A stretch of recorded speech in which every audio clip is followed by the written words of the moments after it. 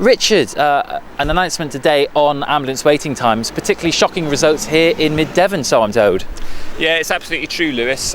Here in the southwest, we have got the longest waiting times in the country by a country mile.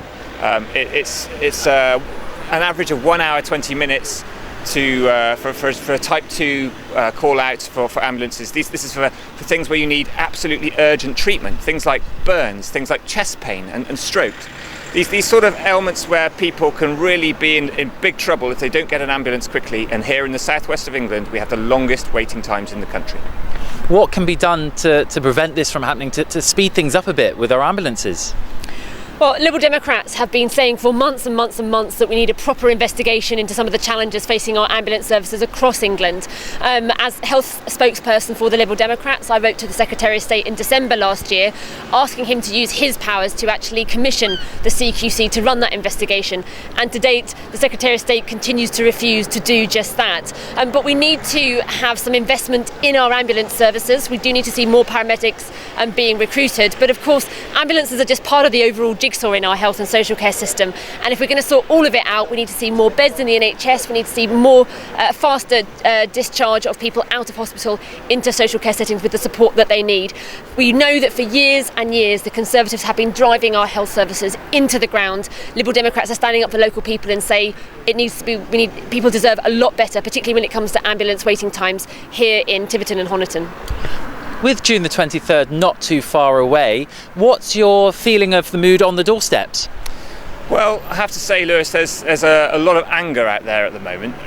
What I'm hearing is that people are shocked at the cost of living, the spiralling prices of food, of fuel. Filling up their tank to get anywhere now is absolutely prohibitive, and this is particularly difficult for us here in rural areas like here in Devon, where people need to be able to drive just to get anywhere. And it's forcing people to sort of stay very close to where they live, and yet some of these journeys are absolutely essential for people to commute to get to work.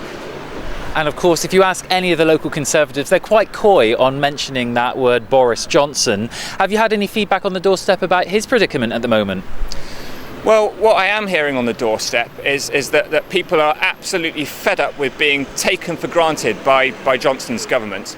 There is a feeling that because Devon has voted Conservative for quite a long time, there is a sense where people and their votes are absolutely just assumed to be in the bag already. And so while the government chases votes in the north of England, it's failed to invest for decades in Devon. You must be looking forward to seeing Richard in Parliament perhaps on June the 24th. What's your message to voters going out on the 23rd?